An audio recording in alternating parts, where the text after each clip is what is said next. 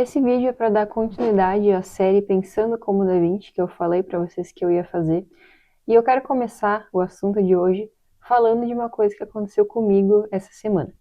Segunda-feira eu fui para o meu curso de inglês, como toda semana eu vou, e a gente fez uma brincadeira diferente, onde cada aluno tinha que ir até o quadro e tinha que desenhar alguma coisa que o professor falasse ali na hora.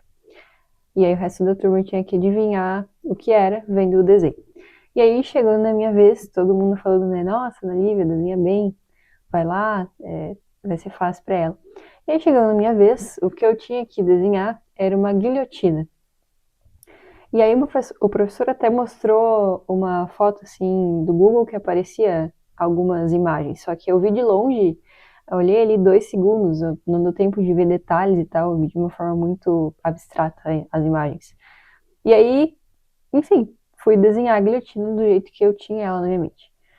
Só que acontece que faz um tempo que eu não vejo uma guilhotina em imagens, isso não é algo que eu já tinha desenhado antes. Então, eu fiz um desenho ali meio tosco. Eu sabia que não era bem daquele jeito, mas eu fiz. Aí, enfim, a brincadeira rolou, eles conseguiram adivinhar o que era. Mas chegando em casa, eu fiquei pensando naquilo e pensei, nossa, eu quero saber desenhar uma guilhotina. Por que não saber desenhar uma guilhotina? Por que não adicionar isso ao meu repertório visual? E aí, chegando em casa, eu tava com sono, mas eu separei ali 10 minutinhos, pesquisei algumas imagens, olhei, fiz alguns estudos, alguns esboços bem rápidos, assim, de guilhotinas, para eu entender mais ou menos a estrutura delas. Enfim, algo bem simples mesmo, bem rápido, mas que me ensinou uma profunda lição. Grandes conhecimentos, grandes talentos não são formados em nós, muitas vezes, por grandiosas obras que a gente faz, mas por pequenos hábitos de alguém que ama aprender. E é sobre isso que eu quero falar hoje, conectando com Leonardo da Vinci e tudo que ele fazia e tudo que ele foi.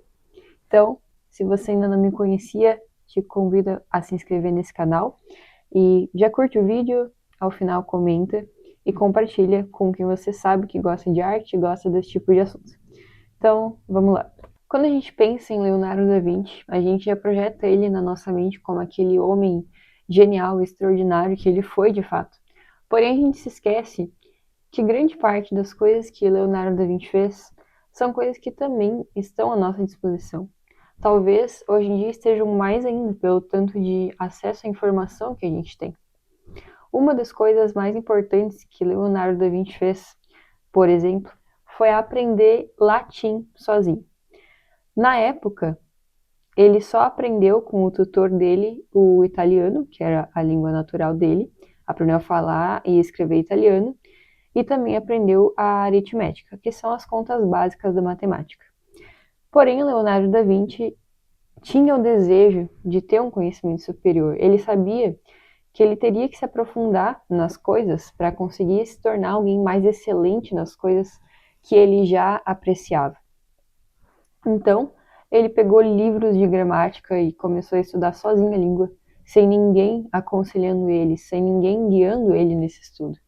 Simplesmente por prezar pelo conhecimento, ele ia lá e fazia as coisas. E assim foi com todas as outras coisas que a gente sabe que Leonardo da Vinci fez. Na arte, com a pintura, com o desenho, estudos de botânica, de engenharia, enfim, por aí vai. A lista é enorme. O fato é que Da Vinci não se conformava com um nível de mediocridade. Ele sempre ia um pouquinho além. E eu tenho certeza que ele tinha hábitos diários que ajudavam ele com isso. Uma das frases que o autor escreve sobre Da Vinci, no livro Pensando como Da Vinci, é que Da Vinci tinha o desejo interior de decifrar o mundo. Então, Da Vinci amava o conhecer, amava aprender coisas novas. Sabe quando você descobre algo novo muito legal e seu coração pulsa por isso? E às vezes a gente tem isso por coisas muito específicas.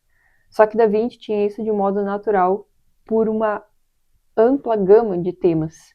E é isso que torna esse homem um grande homem, porque ele não se prendia a uma coisa, ele estudava várias coisas, e essas várias coisas se conectavam, se encaixavam e se relacionavam, aumentando a habilidade e o conhecimento dele em cada um dos temas específicos. Então, é uma ampla rede de temas que se conversam e ampliam cada um dos temas separadamente. Então, isso aqui expande muito o intelecto, a capacidade de criação. Eu acredito que uma palavra-chave aqui seja proatividade. Proatividade no sentido de, se você quer aprender algo, melhorar em algo, cultivar um novo hábito, você não pode ficar dependendo de alguém para te cobrar isso. Claro que é legal ter um círculo de pessoas que te apoiem, te incentivem a ter disciplina, enfim, mas você tem que ser o seu maior incentivador. Você tem que ter proatividade no sentido de, se eu quero fazer tal coisa, eu vou lá e vou fazer. Não importa se eu ainda não tenho todos os recursos que talvez seriam mais vantajosos para eu começar a fazer isso. Não importa se eu queria mais tempo. Por exemplo, eu toco piano. Assim, né? Me considero ainda iniciante, mas iniciante intermediário, mas enfim. Eu comecei a tocar piano há mais ou menos uns 2 anos. E atualmente, como eu tô com foco aqui no canal do YouTube, trabalho e na arte visual em si, nos desenhos e nas pinturas, o piano é uma coisa que eu amo muito, é meu instrumento favorito e eu quero um dia tocar exatamente o piano. Mas eu não tenho, não é o meu foco agora. Porém, eu não quero também deixar de tocar. Então eu dedico 2 horas por semana para tocar. Às vezes eu toco 1 hora na quarta e 1 na sexta. Às vezes acaba que eu toco só na sexta. Mas o fato é, 1 vez por semana eu vou tocar piano. E isso para mim é indiscutível. Porque é isso que vai me manter em um certo ritmo ali de música nessa parte, até um dia eu conseguir expandir isso. E esse foi o meu objetivo e é o que eu cumpro. E você pode fazer isso com qualquer coisa. E pode começar assim com metas pequenas e ir crescendo, dependendo do que você quer, do que é o seu foco, enfim. O fato aqui é que você ter proatividade, buscar as coisas com as próprias mãos e ter disciplina para cumprir isso é o que te vai destacar das outras pessoas. Seja como profissional ou como pessoa em si. Porque isso pode servir também para as áreas de desenvolvimento pessoal, que não estão ligadas a ganhos materiais, mas a construção do intelecto, o quanto você se dedica para algo e o quanto isso vai sendo refletido na sua vida prática. Eu acho que um dos maiores perigos que a gente está correndo hoje é de começar a desprezar o conhecimento pelas facilidades que a tecnologia tem nos proporcionado. Com os avanços da IA e de tudo isso, a gente está escutando frases como, para que eu vou aprender tal coisa se a IA vai fazer por mim?